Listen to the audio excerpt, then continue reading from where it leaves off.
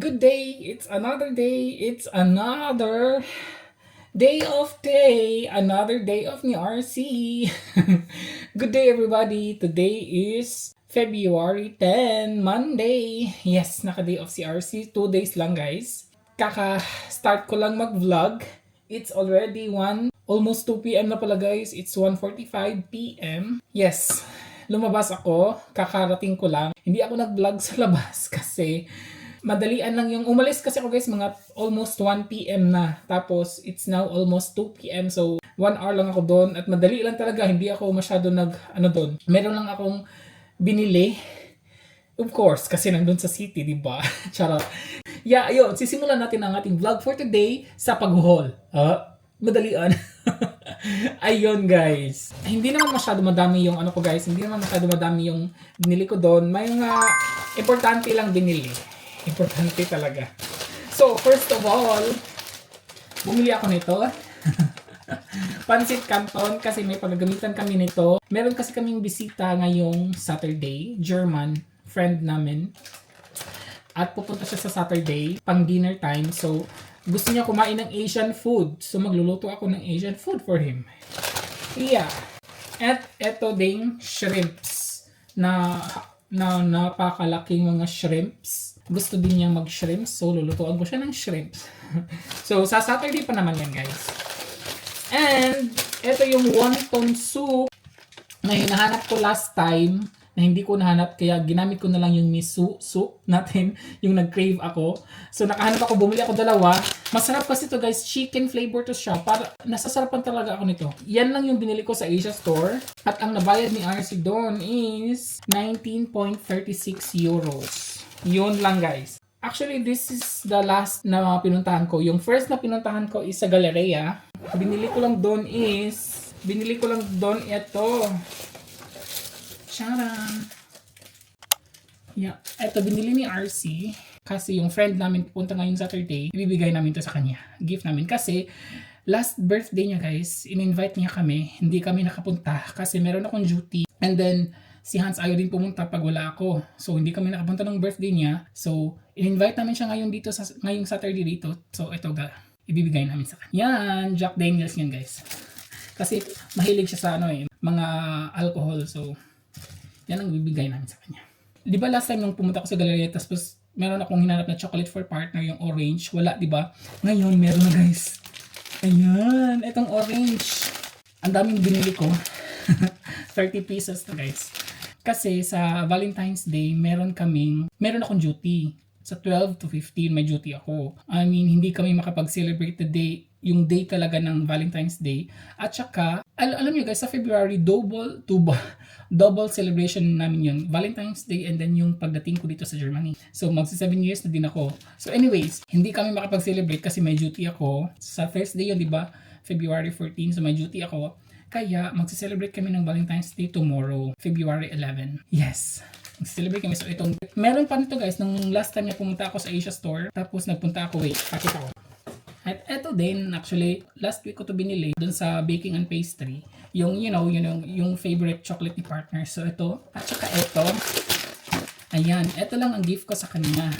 Guys, kasi hirap talaga ako maghanap ng gift sa kay partner. Pero pag chocolate, guys, mas happy pa siya kaysa sa mga things. Pag chocolate ang ginigift ko sa kanya. So, eto, di ba? From Lind.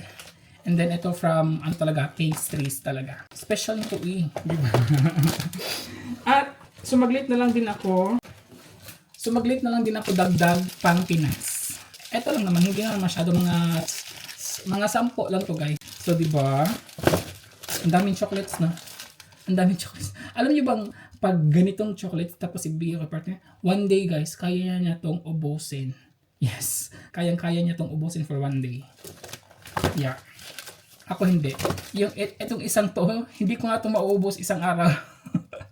Diba? Pero kay partner, guys, kayang-kaya niya yan. Mahilig talaga siya sa chocolates. Ito ang nabili ko sa Lind. Ang nabayad ko doon is, meron ba? Ang nabayad ko doon is 26.71 euros. Yes, medyo mahal kasi ito, guys. Itong orange. Ang flavor niya guys is blood orange. Yung sa may Galleria dyan, meron silang rituals doon. Yung hand cream na rituals. Bumili din ako for me. Para sa akin yan. Kasi nagustuhan ko yung bango niya. At yung red din nito, bibilisan ako ng red na nito. Hindi ko siya hindi ko nakita. So eto lang, well, mabango din naman to siya. Ang nabayad ko doon sa rituals, 23.80 euros. So yan. Diba? So yan lang ang nabayad ni RC. Ipapakita natin ito kay partner pero sabihin natin na hindi pa pwede today. Bukas na niya ito makakain. Ipapa-excite natin siya. Hindi natin siya i-surprise. Hindi ko na siya i-surprise. Ipakita ko siya ngayon pero bukas pa niya makain. So Morgan, pwede. Guck mal, ich habe Blood-Orangen gefunden.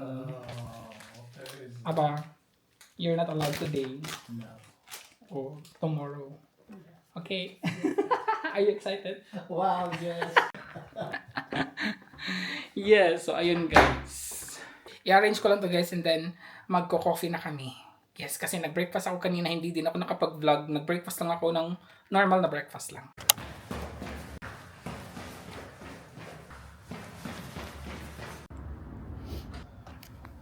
Lumabas ako ulit guys. Kasi pupunta ako sa trabaho. Pero hindi ako magtatrabaho guys.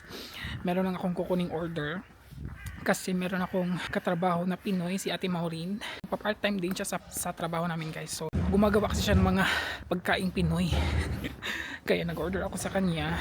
Kukunin ko, puntahan ko lang doon saglit. Kukunin ko lang yung order tapos uwi na agad. Yun lang. Galing lang ako sa nakuha ko na yung order ko. Hindi ako nag-vlog doon guys kasi may duty time. Nandun pala si Christine din. So, 2 Pinoy for today. So, madali lang guys. Kinuha ko lang yung order tapos nagchika-chika nila Christine ng saglit. Tapos umuwi na din ako kasi nga may trabaho sila. So, nakakaano naman magdistorbo, diba? So, umuwi na lang ako. And so, continue natin ang ating day off. Magluluto ako ng rice for my dinner.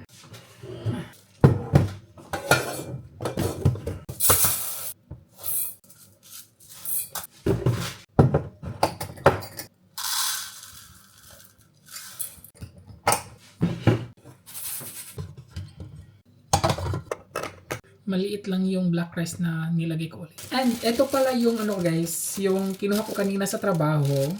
Nag-order kasi ako kay Ate Maureen guys, yung mga ulam na hindi ko maluto dito. Like last year pa yun eh. Dinuguan, mga ganon. May mga ulam siya na hindi ko talaga kayang lutuin dito. Kaya sa kanya ako nag-order. Pero this year, wala pa kasi siyang nabiling ingredients for dinuguan. Mag-order sana ako ng dinuguan pero wala. Well, yung in-order ko na lang is ito na lang muna. Made with love talaga. Chili garlic oil. Hindi ako masyado kumakain ito pero dalawa in-order ko. And ito guys, pang partner ng ating wine or beer, di ba? Roasted peanuts. 5 to eh. 4 lang yung niya. 4 lang yung niya. Di ba? Nagbe-bake din siya guys, mga dessert, mga ganun, pero hindi ako masyado nag-order. Yung in-order ko talaga is yung mga hindi ko kayang lutuin dito lang. Ayun. So, ilagay ko to sa ref kasi I'm sure matagal ko pa itong makain. Pero ito, hindi to siya ilalagay sa ref kasi hindi siya kayang malagay sa ref. So, ayan, diba? Yan yung order natin. Kaya tayo napasugod sa trabaho na, nawala sa plan. Charot. Yes, yun lang talaga sadya ko guys. And, for my dinner nga pala tonight, meron pa pala ako ditong paksiw na dorade. Matagal na to guys.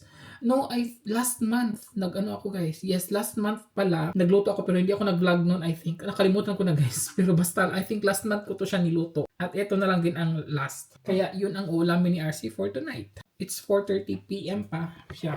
So may time pa tayo. So mamaya na to. Pabalikan ko to ulit pag naluto ng rice. Iinitin ko na lang yung isda mamaya. So, di ba? Hindi naman magluluto si RC for today's video. Wala tayong luto. Guys, paksiw, bahaw. Si partner hindi siya guys. Because this is fish. So, I'm alone for today. Ayan. Paksiw ang ating ulam. Mga aufwachsen lassen mit über 1000 Personen Mm. Stellen, effizienter und schneller Masarap pa din. können, aber auch im Bereich der Digitalisierung weiter Mm. voranzukommen. Leider damit der Sicherheitsmauer und der Kuba-Krise Okay. auch in einem sehr konfliktfähig jetzt sind. Vor über 60 Mm, Jahren oh. eine Sicherheitskonferenz gegründet und das war zu Beginn in den ersten Jahren Mm. in erster Linie eine Veranstaltung und wir sind Nagdagdag ako ng rice. Nagkulang si RC sa rice. Itong malalaking okra guys, ay natitigas to sila. Ang dami pa namang okra oh. Pero malalaki na to sila guys. Ang tawag nito sa Cebu is guwang. Guwang na sila. Matured na. Matured na. Ang sarap magkamay, pero wag na lang. Dialog, dann heißt das für uns immer auch Ah. der Vereinten Nationen ist Mm. die Grundlage, um große Konflikte zu Präsident. Wir eröffnen, das ist Bakit ang sarap ng paksiw, no? Tapos yung iba hindi makaka-relate kasi hindi daw masarap. Well, sa mga pangmahirap lang naman to. Eh, tayong lumaki sa mahirap, di ba? Ito kasi ulam natin, no? Kaya, sarap na sarap tayo. Medyo maanghang yung paksiw. Ito, ang laki, oh. Sure ako matigas to. Yeah. Mm. Hindi kinaya, no? Kinamay talaga.